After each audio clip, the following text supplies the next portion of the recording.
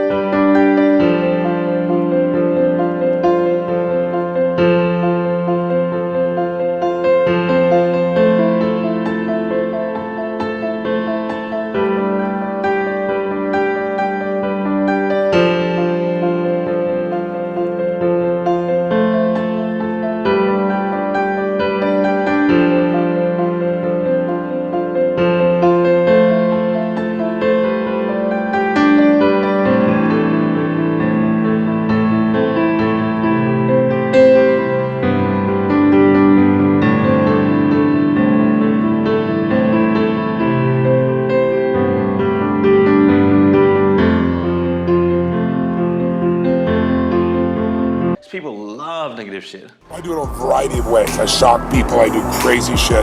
Now I know what I'm saying is not popular, and somebody can film this on the internet and someone will cut things out of it and say Tony's doing something abusive. I've already been through this shit, but I don't give a fuck. Here's the truth. I'll use whatever it takes, humor, stupidity, I'll make fun of myself, I'll challenge, I'll do anything to serve. That's why I'm here. I don't need to do more, but I love to see someone free and alive and lit up.